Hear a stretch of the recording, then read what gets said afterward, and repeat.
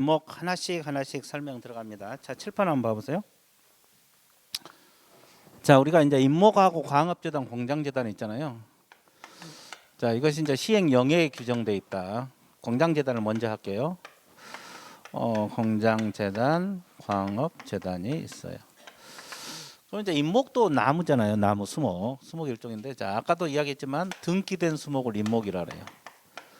자, 가부토지에 아까 이건 일부러 수수목이라 그랬잖아요. 이건 독립해서 중개할 수 없고 이름 써놓은 것이 명인 방법을 갖춘 수목. 이건 중개할 수가 있고 행정심판에서. 그리고 이제 아예 여기다가 등기를 해놓은 거예요. 갑이. 그래서 등기됐다는 말이 들어가야 돼요. 소유권 보존 등기가 된 수목을 뭐라고 표현을 해요? 임목이라는 표현을 써요. 그럼 이제 이거 가부것이라고 등기가 돼 있잖아요. 그러니까 이제 명확하게 부동산이고 토지 별개 부동산이고 별개로 중개할 수 있어요. 이건 법에서 중개할 수 있다 그랬잖아요. 아까 시행령에서 중개할 수 있다고 아예 규정을 하고 있잖아요. 토지하고 별도로. 그죠? 그래서 이것은 사고 파는 것도 중개가 가능해요. 그래서 소유권 객체도 되고 저당권 객체도 된다. 소유권 객체도 되고 뭣도 된다? 저당권 객체도 된다는 거. 이걸 여러분들이 알고 있어야 돼요. 여기까지 이해됐어요? 자, 그러면 소유권 사고 파는 것도 개공이 중개할 수도 있고 이 물건을 저당 잡힌 것도 중개할 수 있다. 그럼 저당을 왜 잡아요? 돈 빌려 쓰고 잡잖아요. 아까도 이야기했지만 이 저당권은 부동산에만 인정되는 권리. 동산은 저당 잡을 수가 없어요. 부동산에만 인정. 부동산이 되기 때문에 저당을 잡은 거예요. 토지하고 별도로. 그러니까 토지는 저당 안 잡고 이것만 저당 잡을 수 있어요. 근데 이제 저당 잡기 전에 어떤 절차를 거쳐야 되냐? 이 사람이 저당권자입니다. 돈 1억을 빌렸어요. 그러면 이제 수목만 저당을 잡았는데 임목만. 그러면 저당 잡기 전에 미리 보험 들어라 그랬어요. 보험을 안 들면 저게 화재로서 없어져 볼 수 있잖아요. 저당물이. 보험을 들게 돼 있고. 그다음에 저당을 잡아놨는데 이 임목이 벌채됐다고 가정을 해봐. 벌채되면 이제 부동산이 아니라 동산으로 바뀌어 본 거잖아요. 그래도 저당권 효력이 미칠까? 미칩니다. 안 미쳐버리면 저당물이 없어지잖아요. 그래서 벌채된 임목에서 저당권 효력이 미쳐요. 그죠? 그러면 이 벌채된 임목을 거기다 쌓아놓으면 없어져 볼 수 있잖아요. 썩어버릴 수도 있고. 그러니까 미리 경매 들어가요. 원래 임무 경매는 기간이 지나야 되잖아요. 갚을 기간이 지나야지 경매 들어가는데 벌채되면 거기다가 쌓아놓으면 없어져 볼 수도 있고 썩어볼 수도 있으니까 미리 경매 들어간다고. 돈 갚을 기간이 있어도. 그럼 이제 경락 대금이 나올 거 아니에요. 그걸 법원에 또 공탁을 해놓도록 돼 있어요. 자, 그다음에 그래서 저당권 효력은 벌채된 임목에 미쳐요. 그리고 이 사람이 이제 벌채가 안 됐다 가정을 해봐요. 안 됐는데 갑이 돈을 안 갚아요. 돈을 안 갚는다고 1억을. 그러니까 이제 의리 경매를 신청을 해요. 의리. 그래가지고 병이 경락을 받았어요. 그러면 누구 임목이 돼요? 병의 임목. 토지는 그대로 누구 거? 가부 토지잖아요. 토지는 저당 경매 안 넘어갔으니까. 그러면 이제 병은 나무 토지를 사용하고 있는 거잖아요. 나무를 기르기 위해서. 그러면 지상권을 설정해야 되거든요. 지상권은 나무 토지를 사용할 수 있는 권리. 근데 이제 지상권 설정 안 해주면 머리 아프잖아요. 더 키워야 되는데. 그러니까 법에 의해서 지상권이 인정된 것으로 봐버려요. 법에 의해서 지상권이 인정된 것으로 본다. 이걸 무슨 지상권? 이걸 법정 지상권이라고 해요. 법률의 규정에 의해서 지상권이 설정된 것으로 본다. 그래서 여러분들 그 민법에서 법정 지상권은 주로 건축물에 나오잖아요. 근데 이 임목에서도 법정 지상권이 인정된다는 걸 알고 있어야 돼. 이것은 임목에 관한 법률에서 나온 거예요. 임목에 관한 법률에서. 그래서 임목도 별개 부동산이 되기 때문에 법정 지상권이 인정됩니다. 자, 법정 지상권 요건이 뭐예요? 동일 소유자였다가 경매 등으로 기타 등이라 그랬어요. 소유자가 달라졌을 때 인정되는 권리가 법정 지상권이 되는 겁니다. 이해됐어요? 같은 소유자에다가 경매 등으로 달라졌을 때, 소유자가 달라졌을 때, 토지 건물 소유자 달라졌을 때 인정되는 권리. 토지하고 임목 소유자가 달라졌을 때 인정되는 권리. 이해됐어요? 자, 그래서 임목에 대해서도 법정 지상권이 된다는 거, 소유권하고 저당권 객체가 된다는 거. 그리고 임목은 별개 부동산이기 때문에 토지만 사고 팔아도 임목은 안 따라가. 그건 안 따라가. 그렇죠? 근데 벌채된 임목이 저당권 효력이 미친다는 거고, 토지 소유권 처분 효력이 미치지 않습니다. 자, 이 정도. 그게 뭐 공시랄지 이런 거 있는데 이건 서서히 하기로 하고, 일단 내가 이야기한 거 밑줄 긋게요. 자, 29페이지 의 첫째 줄 적으세요. 임목이라 하면 토지에 부착된 수목의 집탄으로서 그 소유자가 이 법에서 소유권 보존 등기를 받은 것을 말한다. 거기까지 적으세요. 소유권 보존 등기를 받은 것을 말한다. 거기까지 적으세요. 자, TP 넘어갑니다. 자, 동그라미 등기는 나놓고 3번 임목의 독립성 나와 있어요. 거기서부터 적으세요. 임목은 뭘로 본다? 부동산 동그라미. 동그라미 3번 보라 그랬어요. 임목은 뭘로 본다? 부동산 동그라미.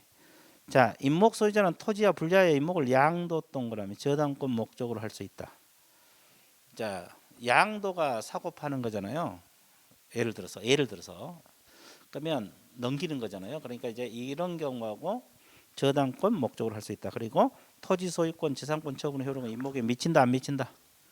미치지 않는다. 그렇게 나와 있고요. 자, 그다음에 보험 가입이 있잖아요. 자, 첫째 줄 적으세요. 임목을 저당권의 목적으로 하는 자 그 임목을 보험에 가입해야 된다. 보험 동그라미. 아까도 얘기했지만 임목이 화재로 없어져 볼 수 있으니까 미리 보험 들어가는 거예요. 저당 잡기 전에. 자, 니은 첫째 줄 적으세요. 임목을 목적으로 하는 저당권 효력은 임목을 베어낸 경우에 그 토지로부터 분리된 수목이 미쳐 안 미쳐? 미쳐. 분리된 수목에 대해서 미친다. 그럼 분리되면 이미 동산으로 바뀌었잖아요. 그래도 저당권 효력이 미친다 이 말이에요. 그죠? 자, 그다음에 법정 지상권 있어요 없어요? 두 줄 밑줄 그으세요. 임목의 경매 그 밖의 사유로 토지와 임목이 각각 다른 소유자에게 속하는 경우에 토지 소유자는 임목 소유자에 대해서 지상권을 설정한 것으로 본다 안 본다? 본다. 이해되셨어요? 자, 이런 내용을 알고 있는 게 좋아요 안 좋아요? 좋죠. 자, 그래서 일단 그 말이구나. 여기까지 이해되셨죠? 좋아요. 자, 그래서 일단은 임목이 끝났어요. 자, 물론 임목 공시랄지 이런 것은 서서히 해도 돼요. 등기 관련 사항은. 자, 그래서 일단은 임목이 뭔지 감 잡았고 저당권 설정도 가능하다는 거. 근데 아까 우리가 명인 방법을 갖춘 수목의 집단은 저당권이 된다 그랬어요, 안 된다 그랬어요? 안 된다 그랬어요. 그 차이점이요. 부동산은 똑같은데. 자, 그다음에 이제 공장재단하고 광업재단을 공부할 건데 원리가 똑같아요. 이 두 가지는 원리가 똑같기 때문에 공장재단 공부하면은 광업재단은 공부가 자동적으로 되는 거예요. 그렇죠? 그래서 이제 공장재단 다 설명하고 내가 밑줄 그어 드릴게요. 밑줄 그어 드릴 테니까 칠판을 봐주시면 돼요. 자, 칠판은 어떻게 보라 그랬습니까? 그렇지. 자, 들어보셨어요? 다시 자연스럽게 보랍니다. 자연스럽게 봐주셔야 돼요. 자, 그러면 이제 공장재단 들어갈게요.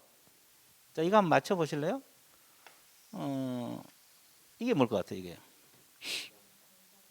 그래, 공장재단입니다. 아주 좋았어요. 공장재단이라고 가정을 해볼게요. 그러면 이약 맞춘 거 하나 더. 자, 이건 뭐라 그랬어요, 이거요? 이거. 공장 건물. 그렇지. 그럼 A, B, C는 뭘 의미하겠어요? 소유자를 의미합니다. 소유자. 이제 소유자. 이건 A 거, B 거, C 거 공장 3개. 그러면 내가 왜 이걸 그렸냐면 이 공장 하나 가지고도 재단 하나를 만들 수도 있어요. 그리고 이 여러 개 공장을 묶어서 이렇게 재단 하나를 만들 수도 있어요. 3개 또는 2개. 이해됐어요? 그리고 소유자가 같아도 돼요. 그리고 이렇게 소유자가 다르더라도 이렇게 공장 재단을 하나 묶어서 만들 수 있어요. 자, 내가 ABC를 적는 이유가 소유자가 달라도 재단을 만들 수 있다, 이걸 강조하기 위해서. 같은 것은 뭐 당연하니까. 이해됐어요? 자, 그러면 공장 운영하려면 공장에 속하는 기계들이 있을 수 있어 없어요? 물건 운반하려면 차량이 있을 수도 있어 없어요? 공장에 속하는 토지 건축물이 있을 수 있어요 없어요? 있어요. 또 이 지상권이랄지 권리가 있을 수도 있거든요. 이걸 이제 묶는다는 말은 재단 목록을 쭉 작성을 해요. 목록을 작성을 해서 등기를 하면 돼요. 소유권 보존 등기를 하게 됩니다. 등기를 하게 되면 이것도 임목처럼 소유권 객체도 되고 무슨 객체도 돼요? 저당권 객체가 돼요. 그리고 등기를 하면 이 자체가 한계 부동산이 되는 거예요. 한계 부동산처럼 취급이 되는 거예요. 그래서 학계는 뭐 준부동산 이렇게 표현하잖아요. 이게 한계 중개 대상물이 되는 거예요. 법에서 중개 대상물이라고 했잖아요. 그죠? 재단 자체가 한계 중개 대상물이에요. 사실 보세요. 기계나 차량은 동산이기 때문에 중개 대상이 아니잖아요. 근데 이걸 묶어 가지고 이렇게 재단을 만들어 놓으면 이 자체가 통틀어서 하나의 중개 대상물이 된다고. 재단 자체를 사고 팔 수 있고 저당 잡을 수 있어요. 그러면 이 저당을 잡을 수 있다는 거죠. 이 재단 만든 주 목적이 이 저당이 주 목적이에요. 저당 설정이 주 목적이라고. 주 목적이. 그러면 저당은 왜 잡아요? 돈 빌리려고. 그럼 아까도 얘기했잖아요. 이 저당이라는 것은 부동산에만 인정되는 권리라고. 그러면 이것은 저당 잡을 수가 없죠. 기계값은 비싼데. 그러잖아요. 근데 재단 만들어 놓으면 공장, 부지, 건물, 기계 싹 싸잡아 가지고 재단을 만들잖아요. 그러면 담보 가치가 높아져 낮아져? 높아지죠. 그래서 이제 이걸 만들어서 맡기고 돈을 빌려 쓰는 거예요. 저당을 잡고. 이해됐어요? 그래서 이제 법에서 뭐라 그러냐면 자, 소유권 보존 등기 후 10개월 이내, 몇 개월 이내? 저당권 설정 등기를 하라. 안 하면 보존 등기가 없어집니다. 이해됐어요? 그러니까 주 목적이 저당이 주 목적이 되기 때문에 저당권 설정 등기를 하라. 몇 개월 이내. 안 하면 보존 등기 효력이 없어진다. 이해됐어요? 그리고 또 하나 이제 주의할 것이 뭐냐면 자, 이 소유권하고 저당권 객체가 다 된다고 했잖아요. 그리고 이제 이 자체가 몇 개 부동산이고 한 개 부동산. 이게 한계 중개 대상물이에요. 그죠? 그러면 어차피 기계나 차량은 동산이니까 안 된다지만 토지 건물은 저거 중개할 수 있다 그랬잖아. 아까. 그러면 재단을 구성하고 있는 이 개개 구성물 있잖아요. 재단을 구성하고 있는 토지 건축물 개개 구성물은 재단하고 분리해서 중개할 수 있을 것 같아요? 없을 것 같아요? 없어요. 재단하고 같이 움직입니다. 그래서 독립 중개 대상물은 안 된다. 이해됐어요? 자, 이걸 알고 있으면 돼요. 그러면 광업재단도 원리가 같아요, 달라요? 같아요. 의의만 다르지 원리는 똑같습니다. 그래서 두 가지 강의가 다 끝난 거예요. 자, 그러면 밑줄 한번 그어드릴게요.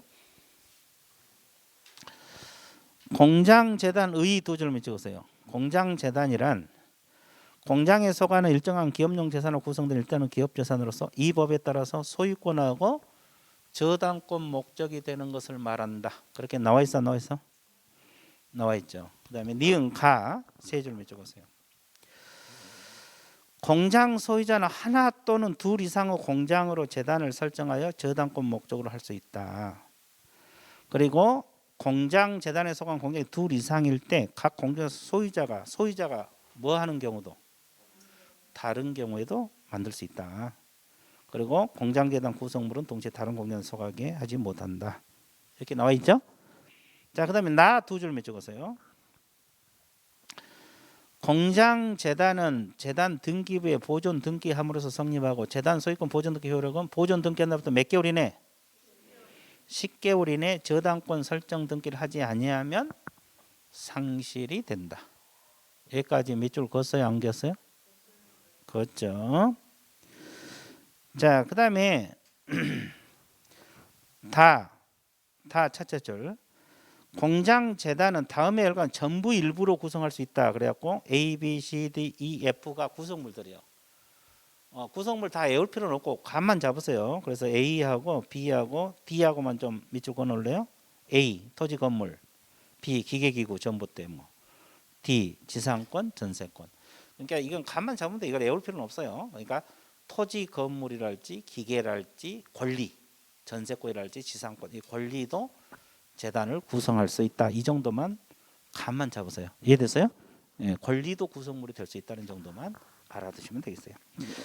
그리고 이제 단일성 나와 있잖아요. 두 줄만 맺어볼게요. 재단은 몇 개 부동산으로 본다? 소유권과 저당권 외의 권리는 되지 못한다. 다만 누구 동의가 있으면, 저당권자 동의가 있으면 뭐까지 가능하다? 임대차까지 가능하다. 자, 그러니까 아까 임목하고 차이점은 이제 이거 하나가 더 들어가죠. 누구 동의가 있으면, 저당권자 동의가 있으면 뭐까지 가능하다?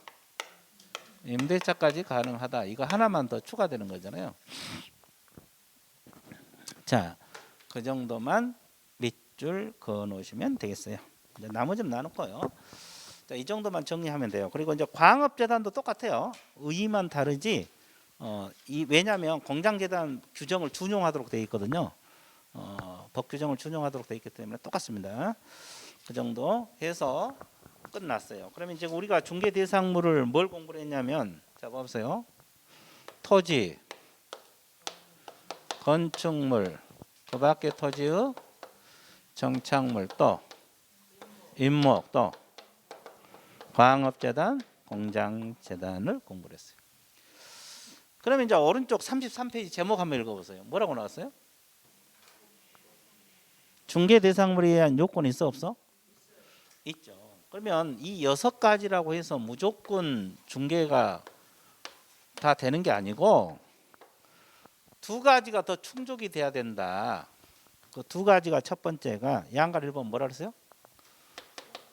사법상 거래의 대상이 돼야 된다. 이 말은 뭐요? 개인 것이어야 된다. 자, 뒷페이지 넘어가세요. 자, 양가로 2번. 두 번째가 뭐가 개입될 수 있어야 된다? 중개 행위가 개입될 수 있어야 된다. 이것이 더 충족이 돼야 돼요.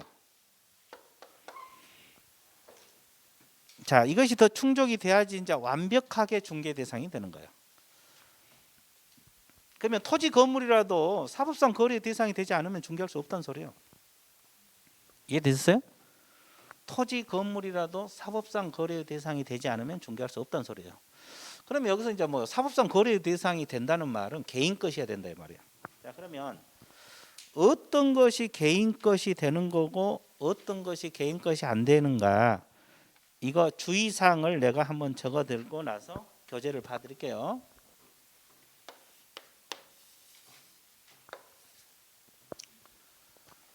자, 왼쪽은 개인 것이에요.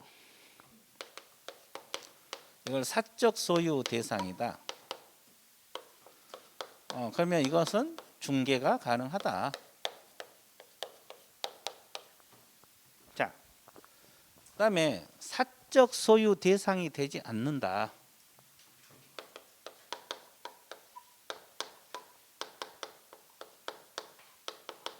이것은 중개가 불가능하다. 이 뜻이거든요. 이해되셨어요?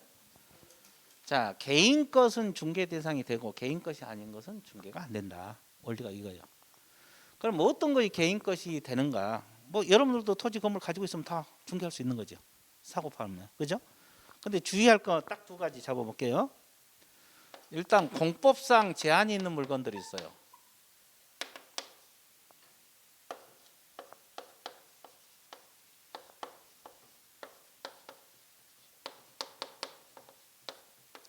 공법상 이용 제한하고 거래 규제가 있는데,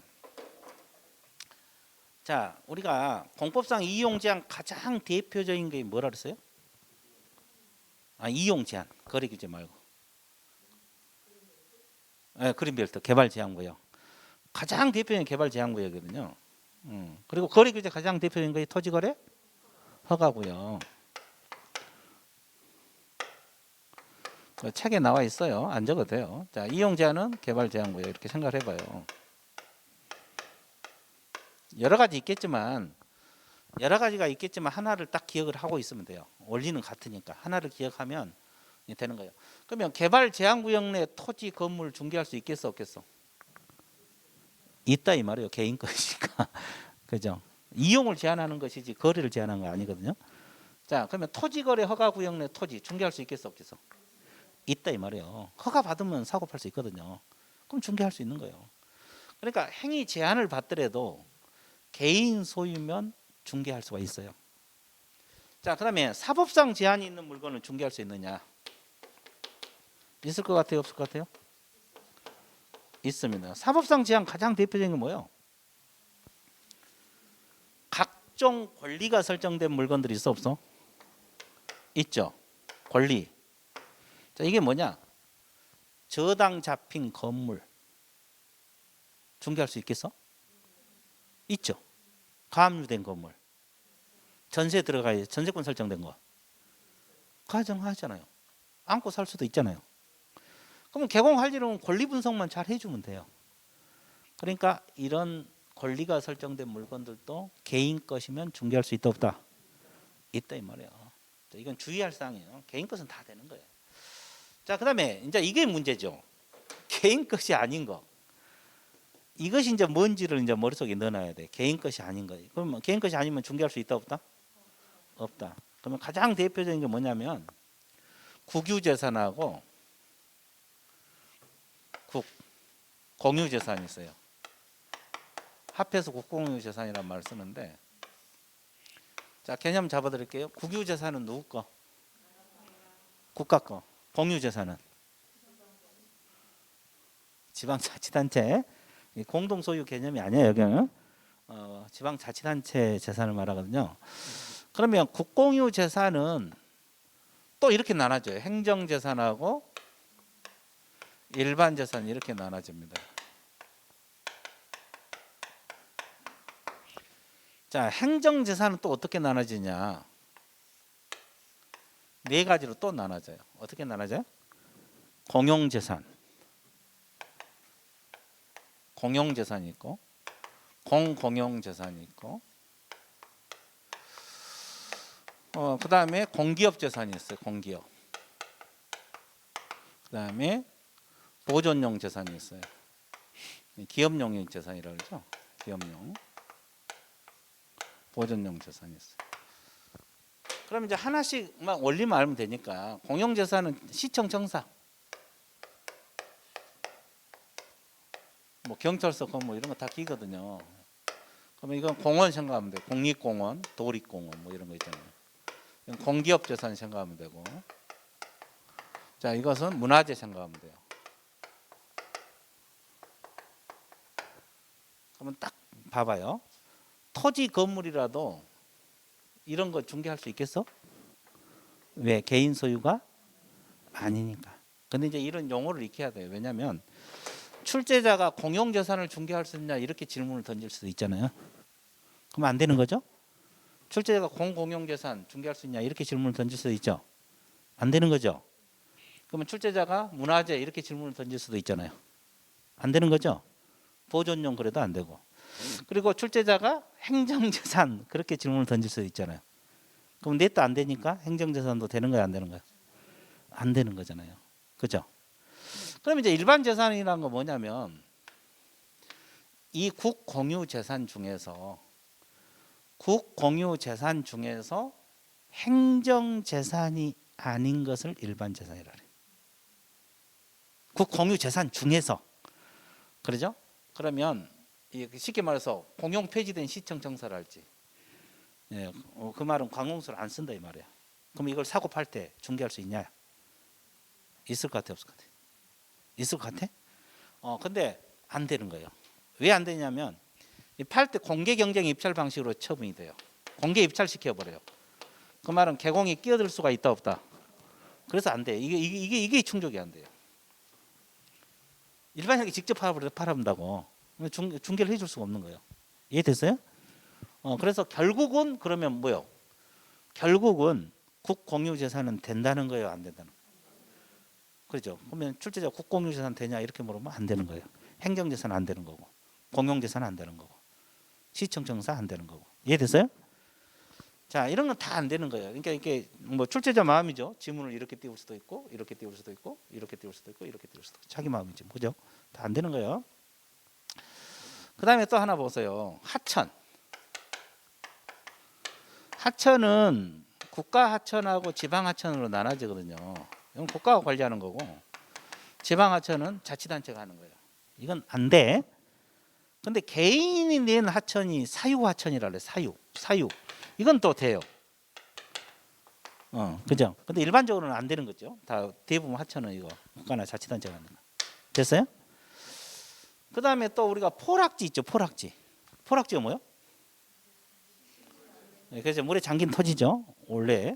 원래는 개인 소유였는데 뭐 물에 잠겨갖고 복구가 불가능해. 그럼 이제 하천 부지로 나눠야 되잖아요. 이런 것은 결국 이제 사건이 소멸되기 때문에 안 되는 거예요. 그리고 아까도 얘기했지만 미채굴 광물은 개인 소유권이 미친다 안 미친다? 국가. 그러니까 돼 안 돼? 안 돼. 미채굴 광물 소유권이 미치지 않아요. 국가 것이에요. 그럼 주인 없는 토지 이걸 뭐라 그래요? 무주토지. 민법에서 국가 것으로 보고 있어요. 이해됐어요? 그리고 바닷가도 마찬가지. 예, 이건 국가 것으로 보는 거예요. 이런 건 안 되고. 그다음에 도로 중에서 공도 있잖아. 공도. 이건 안 돼요. 이건 공중이 이용한 도로인데 국가나 자치단체가 관리를 하거든요. 근데 개인이 낸 사도가 있어요.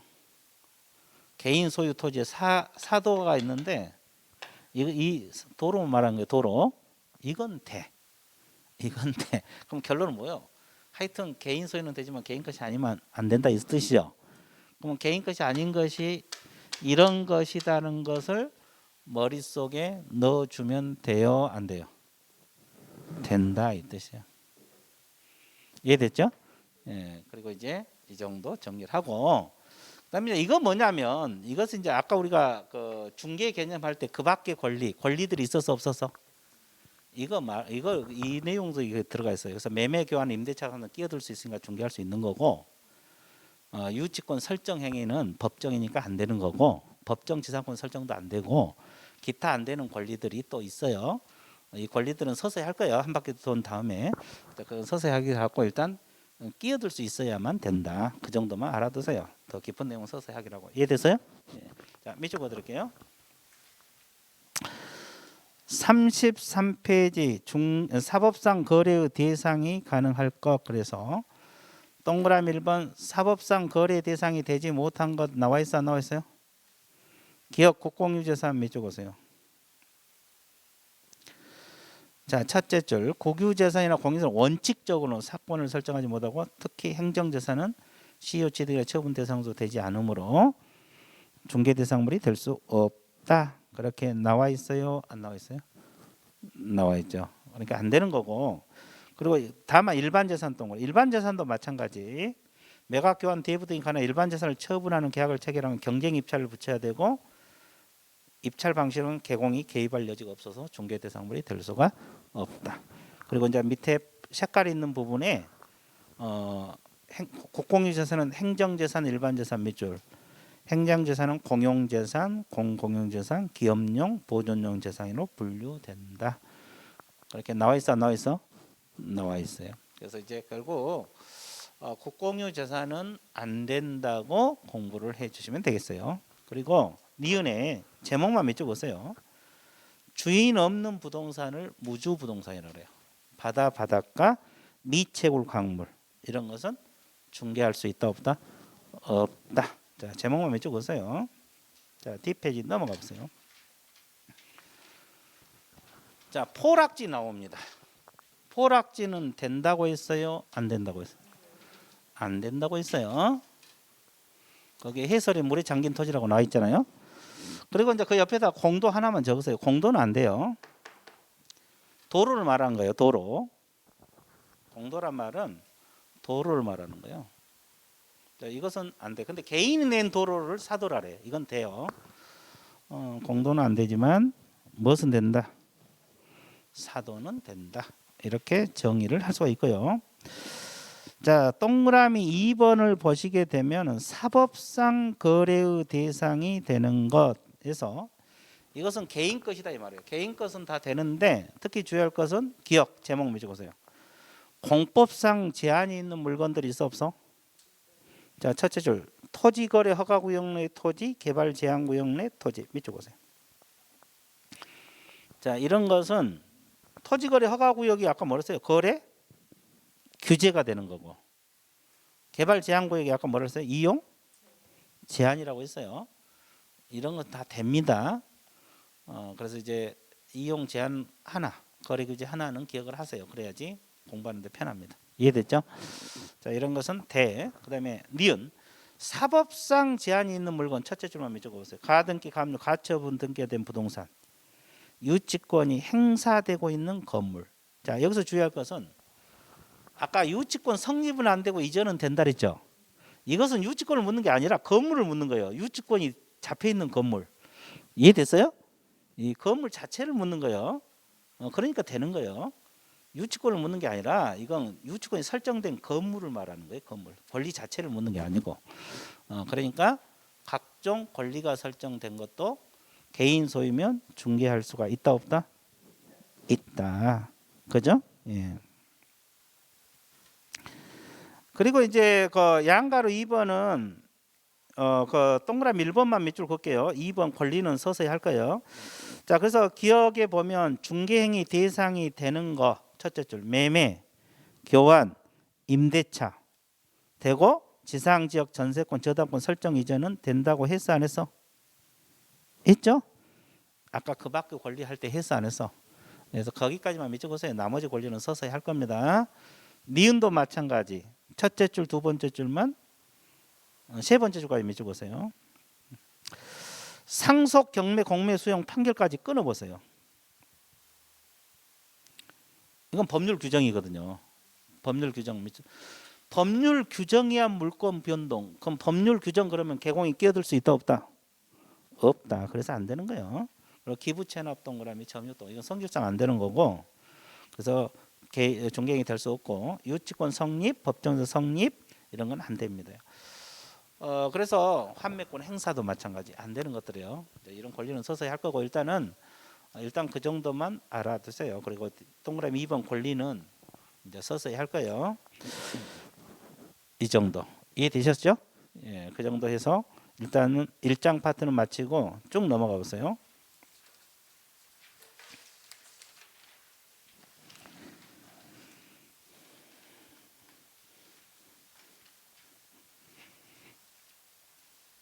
자, 그 문제 한 문제만 풀고 넘어갈게요. 그 40페이지 5번을 한번 볼게요. 5번. 자, 거기 공인중개사 법령상 중개 대상물에 해당한 것을 모두 골라라. 문제가 이렇게 나왔잖아요. 지금 다 대략 배웠으니까. 자, 분양 계약이 체결 동호수가 특정된 장차 건축된 아파트. 이건 뭘 말해요? 그럼 중개 대상이 돼요, 안 돼요? 돼요. 아까 된다고 했고. 자, 거래처 신용 정보의 영업상 이점 무형물 이거 뭐? 이건 권리금이라고 적어. 이 권리금은 안 됩니다. 이제 권리금 내용인데 이렇게 지문이 나와요. 권리금 이렇게 잘 안 나오고 이렇게 권리금 내용을 지문을 띄운다고. 이건 딱 읽는 순간 권리금이라는 걸 머릿속에 떼야 되고 이건 될 수가 없는 거예요. 자, 디귿은 아직 안 했죠. 이건 안 했는데 이거 판례거든요. 콘크리트 집안의 벌트 조립 방식 몇 줄 보세요. 철제 파이프 기둥을 세우고 3면에 처막을 설치한 주벽이라고 할 수 없는 세차장 구조물. 근데 세차장 구조물도 구조물 나름이거든요. 지붕, 기둥, 벽이 있는 구조물은 건물로 보니까 중개할 수가 있어요. 근데 이 판례에서 나온 세차장 구조물은 볼트 뭘로 된 거? 조립 방식으로 된 세차장 구조물 말이에요. 그러니까 이것은 볼트만 해체하면 무너져 버리니까 이것은 건축물로 보지를 않는 거예요. 그래서 중개할 수가 없는 겁니다. 그리고 이제 도로 예정지는 내가 하나 더 적어볼게요. 도로 예정지는 내가 가운데다 적습니다. 어떻게 적느냐면 가운데다가 이 말은 뭐냐면 도로 예정지 있잖아요. 이것도 공유지에 지정이 되면 중개할 수 없는 거예요. 사유지에 지정되면 될 수 있는 거예요. 개인 토지에 도로 예정지가 지정될 수 있잖아요. 그러면 중개 대상이 되는 거고, 국가나 자치단체 토지에 지정이 되면 안 되는 거고. 그러면 거기 지문이 뭐라고 떴어요? 사유, 도로 예정지 사유지라고 떠요. 그건 되는 거예요. 이해됐어요? 그래서 이제 도로 예정지는 이렇게 둘로 나눠서 공부를 해주시면 돼요. 자, 이렇게 해서 공부하는 방법입니다. 자, 이렇게 해서 공부를 하나씩 해주면 돼요. 거의 한 90%는 다 건드렸어요. 조금만 덜 건드렸어요. 이건 3, 4월 달에 안 건든 것은 정리를 할 겁니다. 이해됐어요? 자, 그래서 일단은 총칙 파트는 이 정도 하고, 자, 뒷페이지 넘어가 보세요. 자, 2장 파트 공부할 건데, 그 1절이 뭐가 나와요? 공인중개사 정책심의위원회 나오고, 2장 제목이 뭐예요? 공인 중개사 제도잖아요. 여기서는 이제 한 문제 정도 나와요. 한 문제 많이 나올 때 뭐 두 문제 나온 적도 있는데 그런 것은 그렇게 드물고.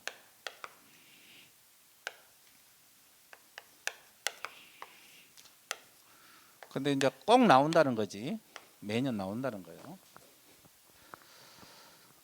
그 중에서도 이제 1절에 보면 공인중개사 정책심의위원회라고 있어 없어요? 있어요. 이 정책심의위원회를 공부를 해줘야 되거든요. 정책심의위원회 한번 봐볼게요.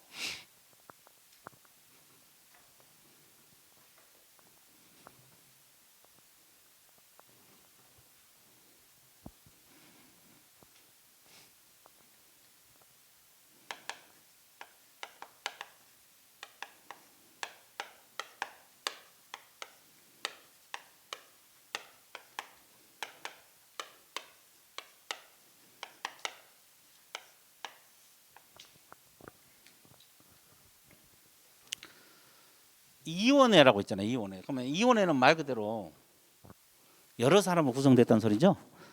그래서 이제 정책심의위원회, 일단 용어부터 익혀야 되겠죠. 이런 거 있다. 정책심의위원회. 자, 그러면 일정한 사항을 심의하기 위해서, 이건 국토교통부입니다. 둘 수 있답니다. 이 세 가지를 키포인트로 알고 들어가야 돼요. 자, 그래서 거기 설치해서 여러분들 그 교재 42페이지 한번 봐보세요. 그 색깔 있는 밑에 1번 설치란 말이 있어 없어요? 첫째 줄 보면 공인중개사 시험 등 자격 취득에 관한 사항을 심의 동그라미.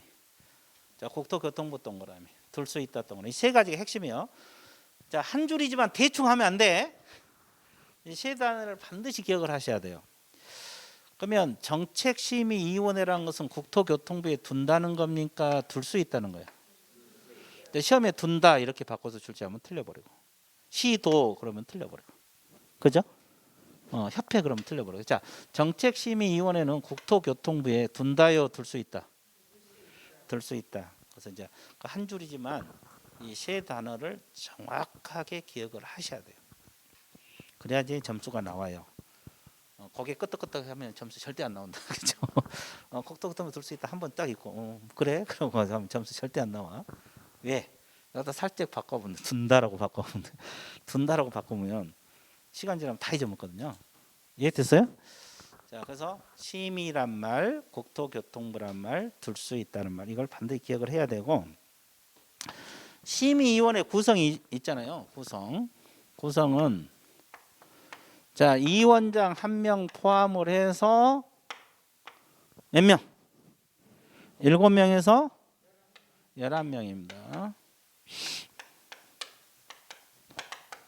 이내의 위원으로 구성이 된다. 자, 이것도 반드시 기억을 하셔야 돼요. 자, 오른쪽 페이지. 자, 위원장은 누가 된다 그랬어요?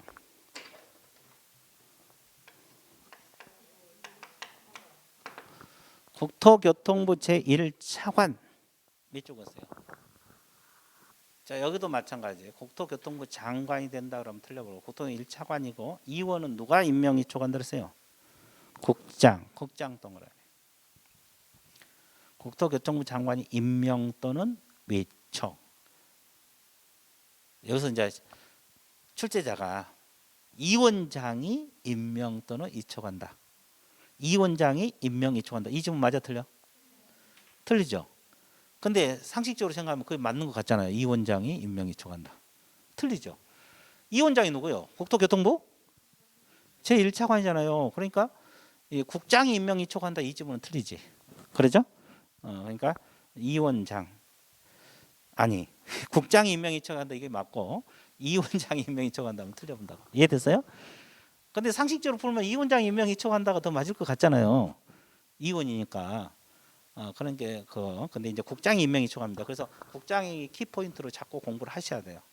국토교통부 장관. 이 지문을 키포인트로 자꾸 공부하라. 그리고 뭐 1, 2, 3, 4, 8 이런 것은 상식으로 한번 읽어 두시면 되고. 자, 양가로 3번에 보면 심의원에 사무처력 간사 몇 명을 둔다 그랬어요? 한 명 밑줄 것이고 이 원장이 국토교통부 소속 공무원 중에서 지명을 한다. 지명 동그라미. 누가 지명해요? 이 원장이 지명합니다. 이 원장. 이 원장 동그라미. 그럼 이 원장이 아까 누구요? 국토교통부 제 1차관. 그럼 여기다 또 국장이 지명한다면 틀려버리겠죠. 그죠? 그러니까 이제 이걸 이 원장이란 단어를 찐하게 동그라미 쳐놓고 그걸 기억을 하셔야 돼요. 자, 그다음에 그 심의사항 이게 시험 자주 나오거든요. 그 심의사항이 자주 나오는데 자, 공인중개사 시험 등 자격 취득에 관한 사항, 부동산 중개업의 육성, 중개보수 변경, 손해배상 책임 몇 가지? 네 가지는 무조건 외워야 돼요. 근데 이제 이 심의사항이 뭐요? 자격 취득. 여기다 적어볼게요.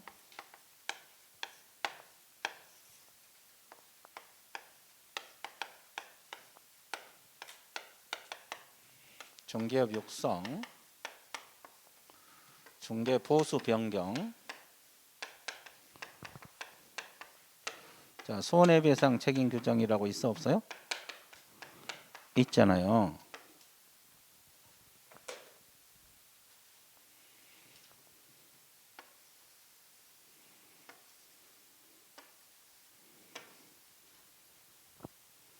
이게 심의상 반드시 기억을 하셔야 돼요. 그러면 원래 심의란 개념은 구속력이 없는 거거든요. 근데 이 자격 취득에 관한 사항을 저기서 심의위원회에서 심의를 했잖아요. 그럼 이건 시도지사가 따라야 돼요. 구속력이 있는 거예요. 그 밑에 시도지사가 따라야 된다는 말이 있을 거예요. 있어요? 예. 네. 근데 이 세 가지는 시도지사 따라야 된다는 규정이 있어 없어? 없어. 이거 시험 자주 나와. 보수 변경에 관한 심의했을 때는 시도에 따라야 된다. 이 지문 틀리죠. 자, 이런 게 시험에 자주 나와요. 양가리 2번에 시도지사가 따라야 되는 것은 1번만 있어요. 구속력이 있는 거 1번이에요. 근데 시험에 중개업 육성에 관한 사항을 심의했을 때 시도지사가 따라야 된다. 이렇게 지문 넣으면 틀린다고. 그죠? 시험에 자주 나와요.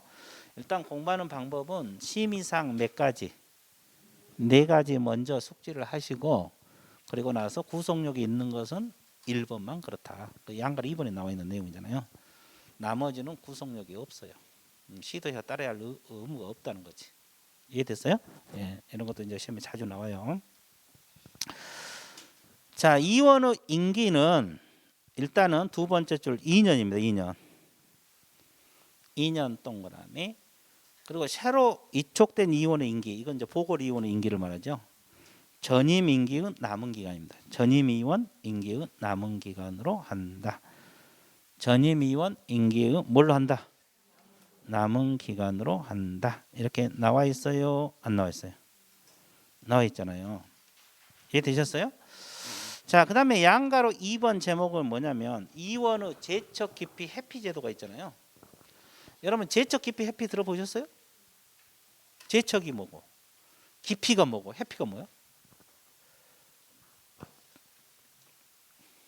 제척, 기피, 회피.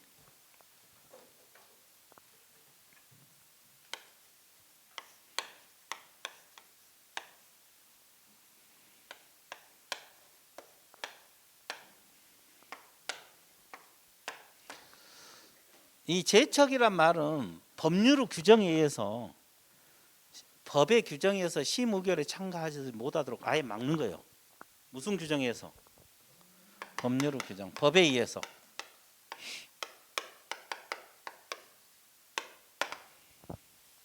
법률로 규정해서 아예 시임 의결에 참가하지 말라 이렇게 맞는 것을 제척. 자, 기피란 거 뭐요? 기피? 안건 당사자 있잖아요. 당사자 신청에 의해서 저분 빼달라. 저 의원이 심의위원회에 참가하면 나에게 불리하니까 저 의원 빼달라고 당사자가 신청을 해요. 그러면 의원의 의결로서 결정을 합니다.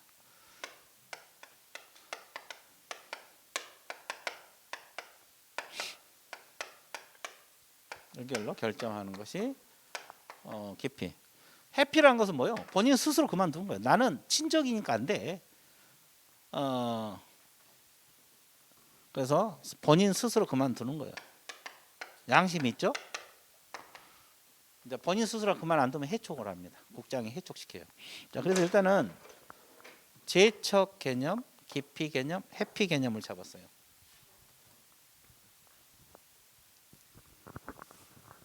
자, 제척이란 말은 뭐에 의해서? 법의 규정에서 배제시켜. 저분 심의결에 법에서 딱 규정을 해놔. 저분은 참가하지 못하도록. 기피는 당사자 신청. 저분이 들어가면 나에게 불리해. 빼달라. 이해됐어요? 해피는 내가 양심상 나는 제척 사유가 있기 때문에 참가하면 안 돼. 본인 스스로 그만두는 걸 뭔 피? 해피. 해피 안 하면 이제 국장이 해촉시키거든요. 자, 그러면 교재를 잠깐 봐드릴게요. 양가로 2번에 보면 제척, 기피, 해피 등 첫째 줄 나와 있죠? 그럼 동그라미 1번 제척된다. 제척된다. 제척 사유가 기역, 니은, 디귿, 리을 몇 가지가 있어요? 4가지. 한번 봐볼게요. 기억 한번 보세요. 이원 또는 그 배우자나 배우자였던 사람이 해당 안건의 당사자가 되거나 그 해당 안건의 당사자와 공동 권리자, 공동 의무자일 수가 있어 없어? 있죠. 그러면 빼야지. 그죠? 이원이나 그 배우자였던 사람이 해당 안건의 당사자가 되거나 당사자와 공동 권리자, 공동 의무자인 거예요. 그러면 이제 어차피 이제 제적 사유 이것도 시험에 이제 지문에 막 띄우거든요. 이게 다 머릿속에 기억하기 힘드니까 일단 이원하고 배우자만 동그라미 쳐넣어서요. 이 두 단어만 기억을 하면 돼요. 이 사람은 제척 사유니까 심의결에 참가한다 못한다? 못한다. 이렇게 두 단어만 기억을 해요. 그러면 이제 기억력이 훨씬 기억하기 편할 거죠. 자, 니은 한번 보세요. 이원이 해당 안건의 당사자와 친족이거나 뭐였던 경우? 친족이면 상식적으로 생각이 없어. 누구 편을 들겠어? 친족 편을 들 수밖에 없죠. 공정한 심의가 돼? 안 돼. 그러니까 법에 의해서 아예 심의 의결에 참가하지 못하도록 막은 거죠. 친족 이 단어 하나만 기억하면 돼요. 친족이란 단어 하나만 기억하면 문제 푸는데 전혀 지장 없어요. 어차피 객관식이니까. 그러죠? 그 다음에 또 제척 사유 하나가 디귿. 이원이 해당 안건에 대해서 증언, 진술, 자문, 조사, 연구, 용역, 감정을 한 경우 있어 없어? 세 단어만 동그라미 칠게요. 증언 동그라미, 자문 동그라미, 감정. 이 단어만 기억을 하세요. 증언을 했다 할지, 자문을 했다 할지, 감정을 했어. 그러면 상식적으로 생각해서 이분들이 심의 의결에 참가하면 되겠어요? 안 되겠어요? 안 되겠지. 참가하면 안 될 거 아니에요. 그렇죠? 그렇습니다. 그 다음에 네 번째, 이원이나 이원이 속한 법인 단체 등이 해당 안건 당사자의 대리인이거나 대리인이었던 경우 이렇게 표현하고 있잖아요. 자, 대리인 동그라미. 자, 이런 단어만 기억을 하고 있으면 문제 푸는 데는 전혀 지장이 없어요. 자, 제척 사유 이원하고 배우자. 그다음에 뭐요? 친족. 그다음에 증언, 자문, 감정. 그리고 대리인. 이 단어를 반드시 기억을 하라. 뭔 듯이? 반드시. 자, 동그라미 2번 보세요. 해당 안건의 당사자는 이원에게 공정한 심의 의결을 기대하기 어려운 사정이 있을 때는 심의위원회에 무슨 신청할 수 있다? 기피 신청 들어가죠. 빼달라고 하는 거예요. 저분이 들어가면 나한테 불리해. 빼달라. 그리고 심의위원회 의결 동그라미. 의결로 결정합니다. 자, 그러면 여기는 아까 우리가 심의사항 4가지 배웠죠. 자격 취득, 중개업 육성, 보수 변경, 손해배상. 이 심의사항 4가지 배웠잖아요. 그러면 이것은 심의가 아니라 기피 신청할 때 의결한 것은 의결사항이에요. 그래서 의결에다 동그라미 칠한 거예요. 이 단원에서는 심의사항도 있고 의결사항도 있고 그래요. 그러면 기피 저 사람 빼달라고 기피 신청하고 있잖아요. 그러면 심의위원회 심의로 결정해요. 의결로. 의결 진하게. 여기는 심의사항이 아니에요. 어느 정도 진하게? 아주 진하게. 그래. 도망가지 않을 정도. 뚫어지지 않을 만큼. 그렇죠. 그 다음에 동그라미 3번. 본인이 제적 사유미죠. 제적 사유는 스스로 미적었어요. 본인 스스로 그만두는 걸 뭐라 그랬어요 아까? 해피. 나는 친족이니까 안 돼. 자기 스스로 그만두는 거야. 이걸 먼피, 해피. 그리고 이제 근데 해피를 안 해. 자, 제적 사유가 있는데 겨우 심의결에 참가하려고 예를 써.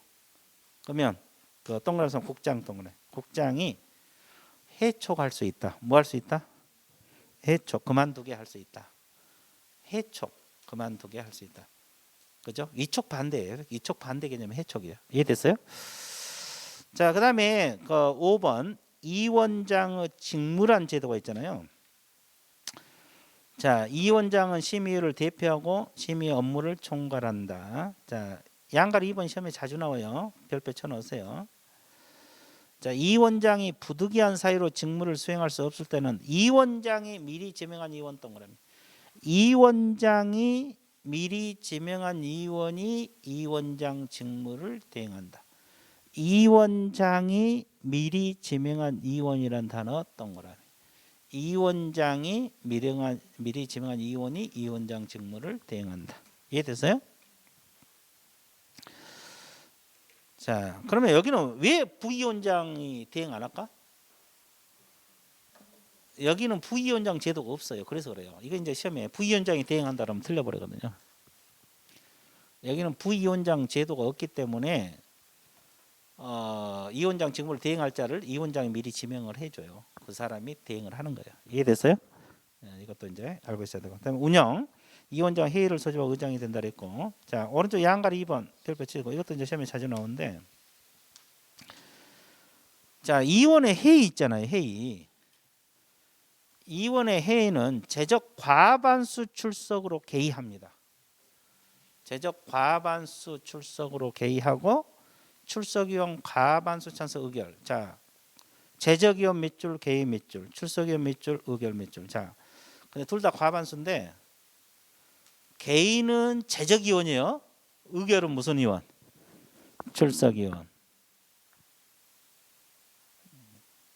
정확하게 알아야 돼. 옛날에 뭐 이걸 뭐 제적위원 과반수 출석으로 의결한다 이렇게 나왔어요. 제적위원 과반수 출석으로 의결한다. 이 지금 맞아 틀려? 틀려. 의결은 무슨 위원? 출석위원. 개의가 무슨 위원? 제적위원. 둘 다 과반수인데, 자 이런 거.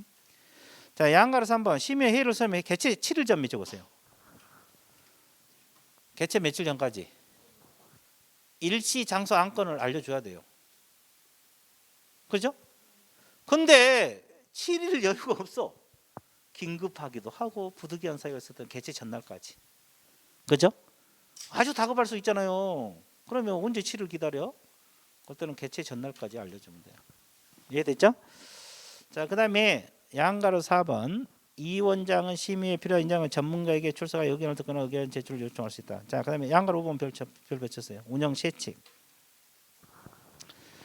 이 0에서 규정당과의 심의 운영 몇 줄. 운영에 관해 필요한 사항은 심의는 의결 동그라미. 의결을 거쳐서 이 원장이 정한다. 자, 이것도 심의요, 의결이요. 의결입니다. 운영에 관한 필요한 사항. 그럼 의결 사항 지금 몇 군데 나왔어? 2군데 나왔잖아요. 기피 신청하면 의결한다 그랬잖아요. 심의는 운영에 관한 사항을 정할 때도 의결. 아까 심의는 이렇게 4가지가 묶여 있었지만 의결은 이렇게 책에 막 분산돼 있어요. 한 번에 법에서 그래서 그래요. 법에서 묶여 있는 게 아니라 여기서 의결 나오고 저기서 의결 나오고 그래요. 그래서 묶어서 공부할 필요가 있어요. 그래서 심의위원회 운영에 관한 사항은 심의가 아니라 뭐다? 의결. 기피 신청 들어갈 때도 뭐다? 기피 신청 들어갈 때도 뭐다? 운영에 관한 필요한 사항을 정할 때도 뭐다? 헷갈리면 돼, 안 돼? 안 돼. 이 점은 또 하면 돼요. 어차피 뭐 기회는 많다. 시간이 좀 여유가 있다. 그렇죠? 자, 수당 보세요. 심의에 출석한 의원 몇 줄, 관계 전문가 몇 줄. 자, 심의위원회 출석한 의원하고 관계 전문가에게는 예산의 범위에서 수당과 여비를 지급하여야 한다 할 수 있다. 수당과 여비를 지급할 수가 있다 그랬죠. 다만 공무원 의원이 소관 업무와 직접 관련하여 출석한 의원에는 그러하지 아니한다. 왜 공무원 의원들은 수당과 여비를 안 준다는 소리예요? 자기 일이잖아요. 자기 일 아니에요? 소관 업무와 직접 관련된 일하는 의원 관련돼서 출석했잖아요. 그러면 자기 일이니까 그 사람에게 뭐하러 또 수당을 또 주냐고. 그분들은 이제 자기 월급 받고 있는데 자기 일이잖아요. 그렇지 않으면 수당과 여비를 지급할 수가 있다. 그렇게 나와 있어요? 안 나와 있어요? 나와 있잖아요. 그래서 일단은 이 정책심의위원회란 거 있다는 걸 알고 있어야 돼요. 이 정책심의위원회란 이 처음 하면 이 용어 자체도 금방 또 잊어먹게 돼 있어요. 그나마 이제 한 바퀴 도신 분들이야 기억을 할 거예요. 근데 이제 오늘 처음 오신 분들 있잖아요. 정책심의위원회 내용까지 공부를 했지만 이 단어 자체도 한 3주 지나면 또 잊어먹어요. 이런 거 있었나 이렇게. 그렇죠? 안 그럴 것 같죠? 아니 다 그래. 그러니까 이게 자꾸 반복을 하셔야 돼요. 그래서 자꾸 들으라는 거예요. 이게 왜냐면 이게 한번 들을 때는 뭐 별거 아니거든요. 집에 복습할 때도 별거 아닌데 한 2주, 2, 3주 지나면 이거 있었는지조차도 기억이 안 나는 거예요. 사람 머리가 그래요. 그래서 이제 이런 단어들이 자꾸 들으면서 이제 반복이 되잖아요. 그러면 내용은 생각이 안 나더라도 이걸 먼저 기억을 하셔야 돼요. 그러면 나중에 내용도 기억이 들어온다고. 그렇죠? 그렇게 해서 자꾸 반복해서 가면 됩니다. 그래서 일단 오늘은 여기까지만 일단 정리를 할게요. 그리고 이제 다음 주에 공인중개사 자격시험 이렇게 진행이 될 테니까 그렇게 아시고 오늘은 여기까지 정리를 하도록 할게요. 자, 오늘 또 그 앞에 용어하고 중개대상물 정책심의위원회까지 공부를 해봤습니다. 그러니까 이걸 장 정리해서 여러분들 나중에 이제 모의고사를 할지 이런 시험 보면 다 맞출 수 있도록 그렇게 해주면 되겠어요. 자, 오늘 수업 마치도록 할게요. 예, 수고했습니다.